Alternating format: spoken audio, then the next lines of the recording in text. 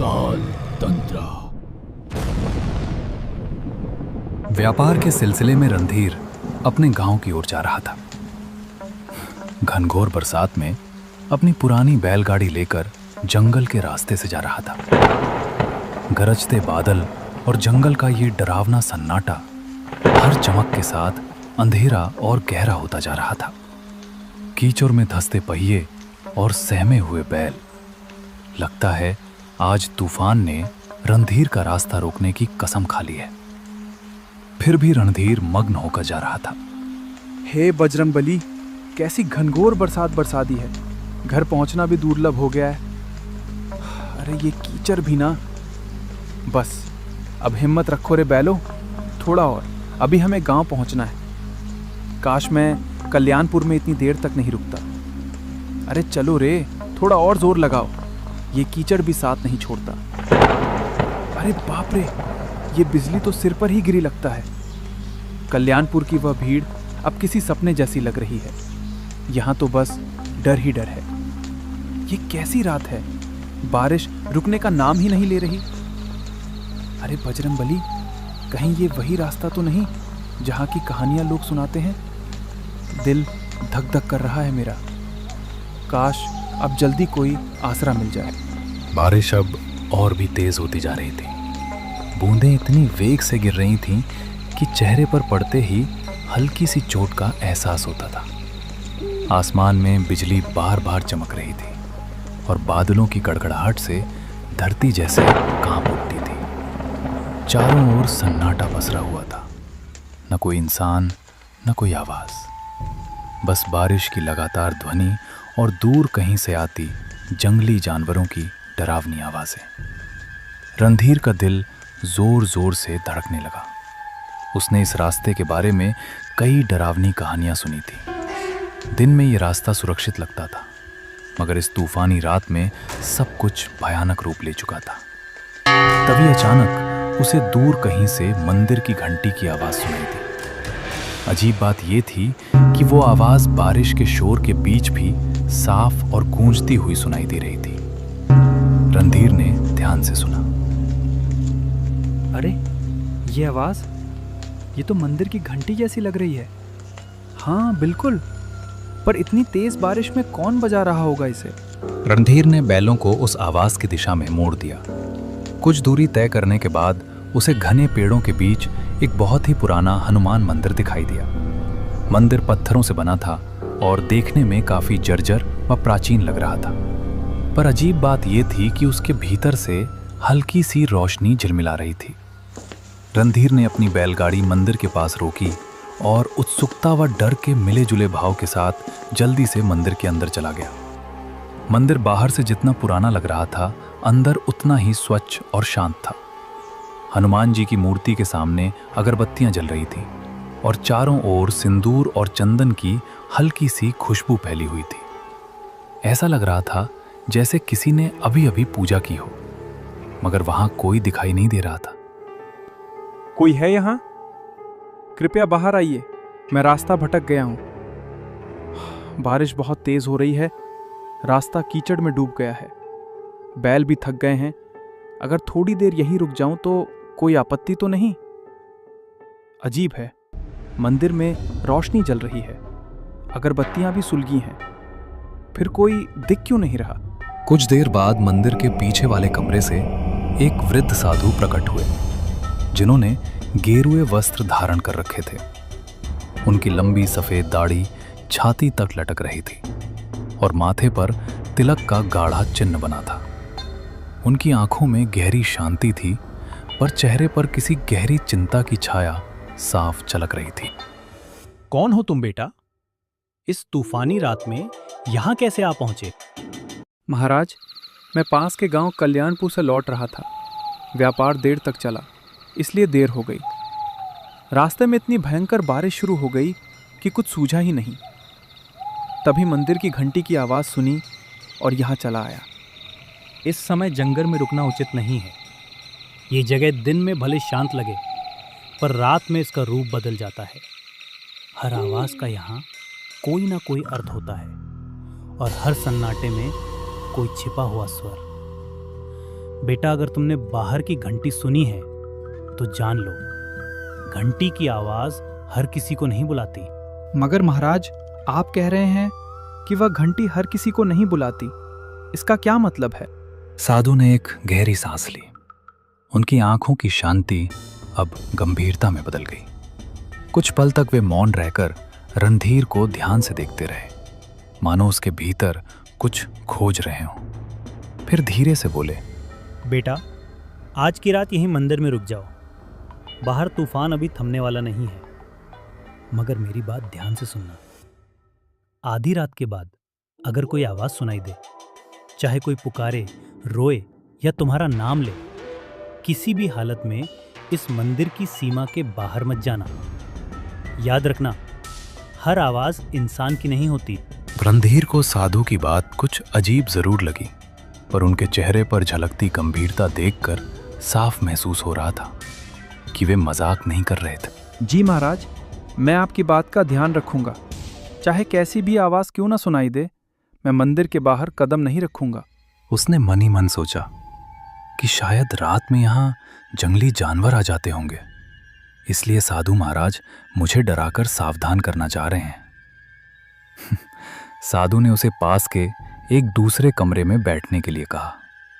फिर वे अंदर चले गए और थोड़ी देर में एक थाली में कुछ ताज़े फल लेकर लौटे। लो बेटा, ये कुछ ताज़े फल खा लो। रास्ता लंबा था, शरीर को आराम और भोजन दोनों की ज़रूरत है। बाहर तूफान है, इसलिए आज यहीं ठहर जाओ।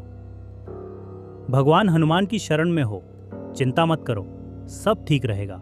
रणधीर ने शांति से फल खाए और पानी पिया। साधु महाराज ने उसे एक पुरानी चटाई और कंबल दिया ताकि वो आराम कर सके।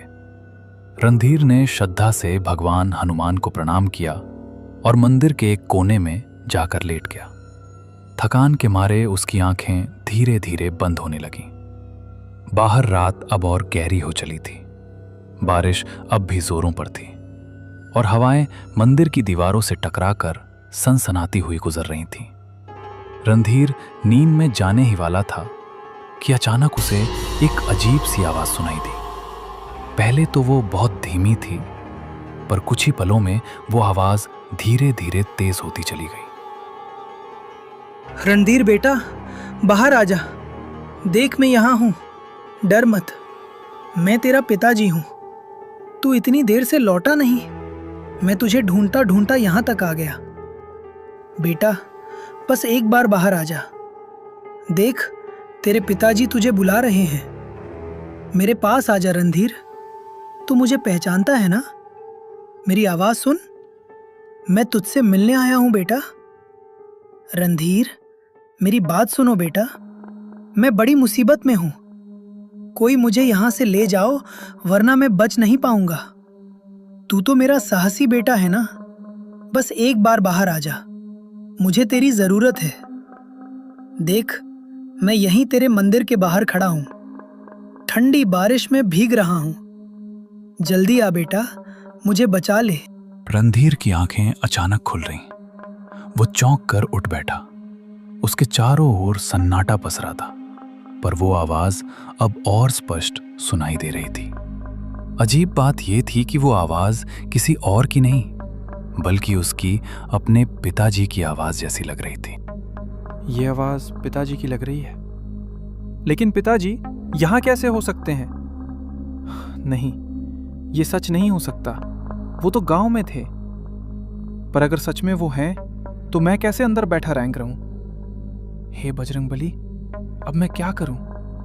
बाहर जाऊं या नहीं? रणधीर का दिल जोर जोर से धड़कने लगा, मानो उसकी छाती से बाहर निकल आएगा।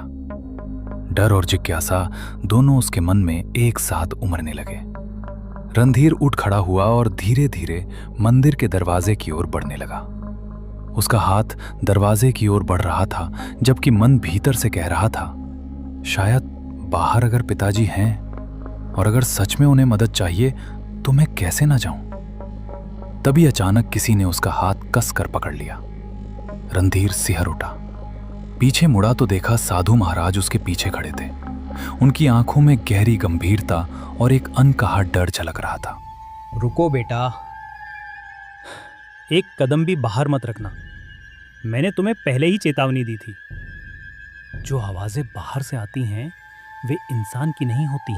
महाराज, पर वो तो सच में मेरे पिताजी की आवाज़ है।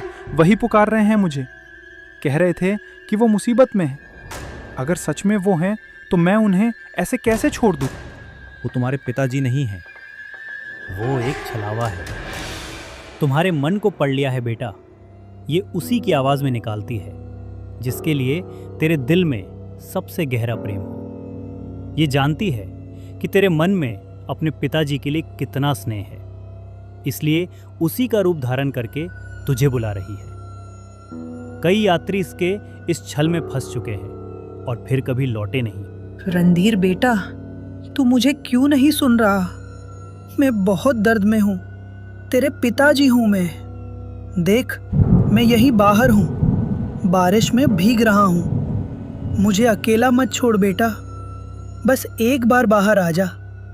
अगर तू नहीं आया तो मैं बच नहीं पाऊंगा।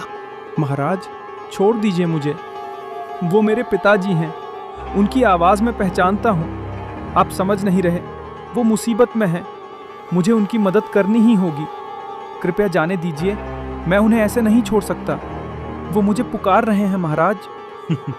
याद रखना, अगर तू बाहर गया तो तेरा नाम भी उनमें शामिल हो जाएगा। साधु ने झटके से रणधीर को वापस अंदर खींच लिया और जमीन पर बिठा दिया। फिर वे सीधे हनुमान जी की मूर्ति के सामने जाकर पद्मासन में बैठ गए और ऊंचे स्वर में मंत्र जपने लगे। पंडित, तुम कितना भी मंत्र जाप कर लो, मुझे नहीं रोक पाओगे। मैं फिर आऊंगा, बार बार आऊंगा। जब जब कोई इस मंदिर में कदम रखेगा, मैं उसे पुकारूंगा। तुम मुझे बांध नहीं सकते। मेरी छाया हर दिशा में फैली है। हर हवा में मेरा नाम गूंजता है। ओम हनुमते नमः। ओम रामदूताय नमः। हर हर महादेव। रक्षामि रक्षामि। उनके मंत्रों की गूंज पूरे मंदिर में फैल रही।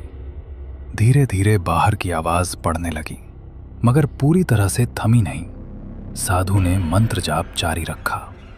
उनके माथे पर पसीने की बूंदें चमकने लगी थीं और पूरा मंदिर एक अजीब रहस्यमयी ऊर्जा से भर गया था।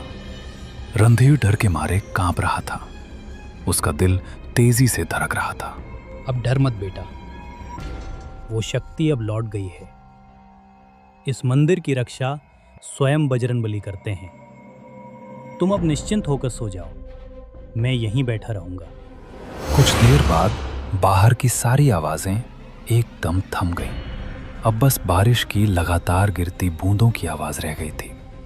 रणधीर कांपते हुए वापस अपनी चटाई पर लेट गया, मगर उसकी आंखों में नींद कहाँ थी। वो पूरी रात जागता रहा। हराहट पर उसका दिल सहम उठता था। जब सुबह की पहली किरण मंदिर के अंदर पहुंची तो रणधीर धीरे धीरे उठा और बाहर निकल आया। बारिश अब थम चुकी थी, लेकिन मंदिर के चारों ओर जमीन पर अजीब से पैरों के निशान बने हुए थे, जैसे कोई अनजानी चीज रात भर मंदिर के इर्द गिर्द घूमती रही हो। तभी साधु महाराज अपनी कुटिया से बाहर आए। उन्होंने चारों ओर देखा और गहरी सांस ली, मानो किसी लंबे संघर्ष के बाद राहत मिली हो। देख रहे हो बेटा, ये निशान, ये उसी छाया के हैं जो पूरी रात मंदिर के चारों ओर मंडराती रही। वो कोशिश कर रही थी कि तुम्हें बाहर खींच ले जाए, तुम्हारे मन के प्रेम का इस्तेमाल करके तुम्हें अपने जाल में फंसाए। पर भगवान हनुमान की कृपा से वो इस मंदिर की सीमा पार नहीं कर सकी। ये रेखाएं उसकी असफलता की निशानी है। वो अब भी मुक्ति नहीं पा सकी, इसलिए हर तूफानी रात में लौटता है, किसी नए मन को बहकाने। महाराज, ये छलावा आखिर कौन है? क्यों हर रात यहाँ आता है और क्यों मुझे अपने पिताजी की आवाज़ में बुला रहा था? इसका क्या रहस्य है? इसकी पिछली कहानी क्या है? बेटा, ये छाया कोई साधारण आत्मा नहीं है। कभी ये भी एक इंसान था, एक औरत जो अपनी पत्नी की मौत के बाद पागलपन की हद तक टूट गया था। कहा जाता है कि वो अपने दुख में इतनी डूब गया कि उसे जीते जी शांति नहीं मिली। एक तूफानी रात में उसने इसी जंगल में अपनी जान दे दी। तभी से उसकी आत्मा इस जगह से बंध गई। वो अब भी अपने अकेलेपन और दर्द से मुक्त नहीं हो पाई है।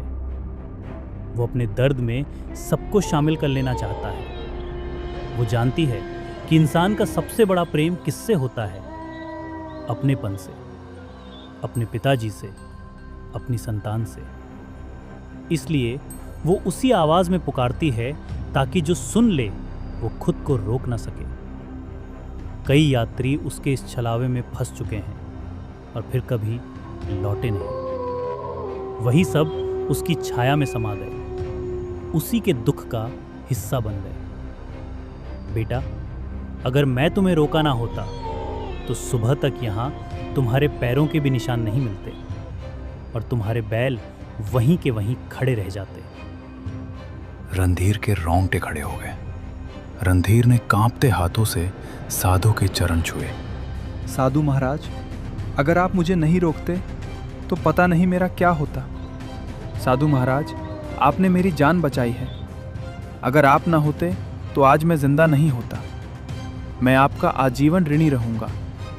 इसे मैं कभी नहीं भूलूंगा। बेटा, मुझे नहीं, भगवान हनुमान को कहना। उन्हीं की कृपा से तुम आज सुरक्षित हो। याद रखना, उस छाया से बचने का एक ही उपाय है, श्रद्धा और विश्वास। ये दोनों कभी मत भूलना। रणधीर ने हनुमान जी और साधु महाराज को प्रणाम किया और बैलगाड़ी लेकर निकल पड़ा। रास्ते भर उसे रात की डरावनी आवाज और साधु की मदद याद आती रही। दोपहर को श्यामपुर पहुंचकर उसने देखा कि पिताजी आंगन में सुरक्षित बैठे हंस रहे हैं। वो खौफनाक आवाज झूठी थी। ये देख रणधीर की आंखों में आंसू आ गए और उसने दौड़कर पिताजी को गले लगा लिया। अरे ये क्या हाल बना रखा है तूने रणधीर? कौप क्यों रहा है बेटा? कहीं रास्ते में कुछ हुआ क्या? बोल ना पगले, तू ठीक तो है ना? पिताजी, मैं बहुत डर गया था। रात भर तुम्हारी आवाज़ सुनाई देती रही, इतनी सच्ची, इतनी करीब, जैसे तुम मुझे बुला रहे हो। मैंने सोचा तुम किसी मुसीबत में हो। अगर साधु महाराज मुझे ना रोकते तो शायद मैं आज तुम्हारे सामने ना होता। रणधीर ने अपने पिताजी को रात की सारी घटना बताई। उसकी बात सुनकर पिताजी की आंखों में डर और हैरानी दोनों झलकने लगे। धीरे धीरे यह खबर पूरे गांव में फैल गई। सबको मालूम हो गया कि उस जंगल में रात के समय कुछ अनहोनी घटती है। तब से किसी में भी इतनी हिम्मत नहीं रही कि अंधेरा होने के बाद उस